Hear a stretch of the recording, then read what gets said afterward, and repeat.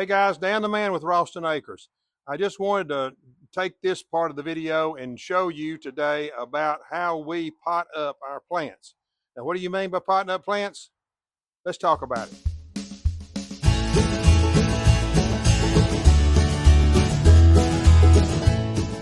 Hey guys, I just wanted to let you know how we pot plants and what do I mean by potting up plants? Well, we just got this in from our nursery, or not our nursery, but a nursery in Middle Georgia. And these are Carolina Sapphires. And I wanted to show you what type of liners they are and also the cup that they're in. You can see that this is about a 2.5 or 2 3/4 by 2 3/4, or you can say 3 by 3 inch cup.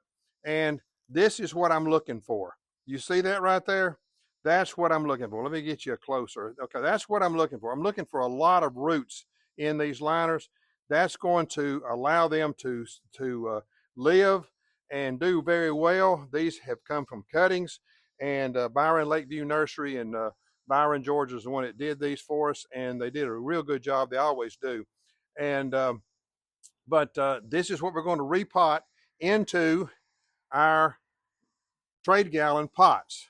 Would you hand me one of those trade gallon pots there if you don't mind? But this is what they come in. They come about 100 to a box.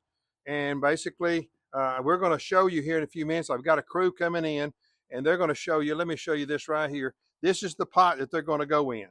It's already got potting soil in it. You can see it's a mixture of some compost, a little bit of sand, a little bit of pine bark mulch in this right here. And this is what they're going to pot this inside that.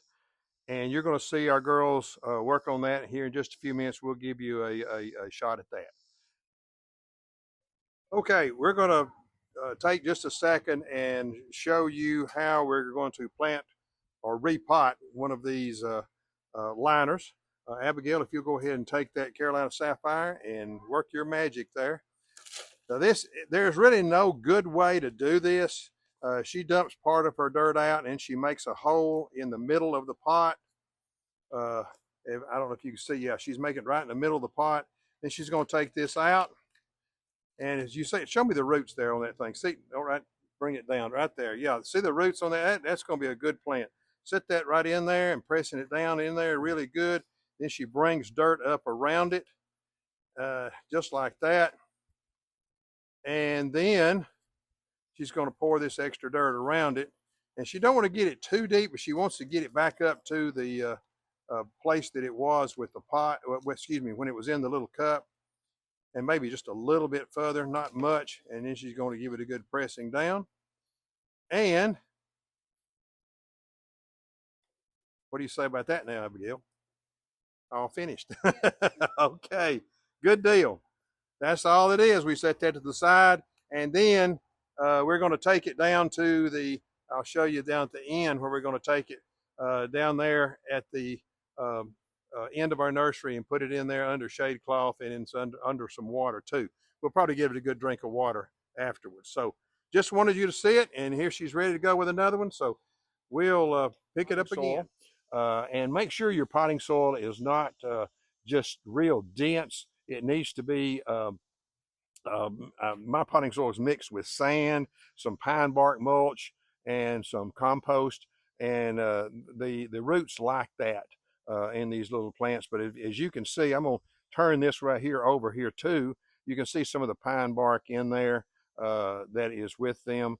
And we put these plants in the middle, or as close to the middle as we can, of this trade gallon pot. Now this is supposed to be 1 gallon. It's not.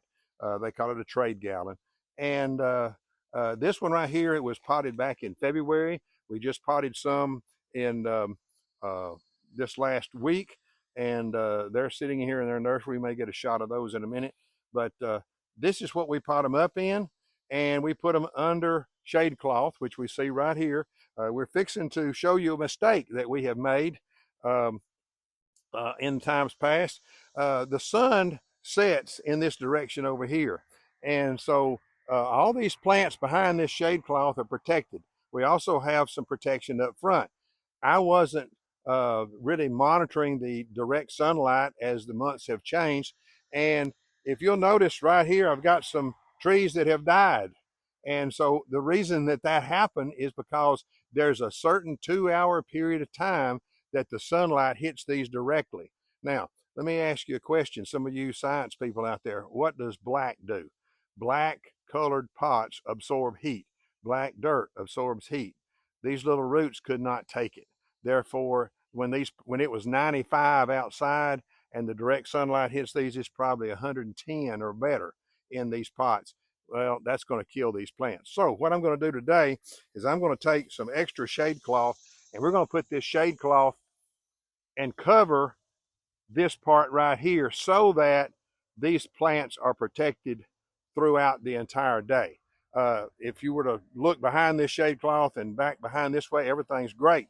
But right there at that front row, that's the problem. I will show you one other thing. If you want to walk this way, just real gingerly with me, you're going to have, after you pot these up, you're going to have some. These were last February, that means they've been in the ground February, about 6 months. Once in a while, you may get one that just dies. And you say, well, what happened? Why? And it was sporadic. And that's usually sporadic is better than a whole clump of them.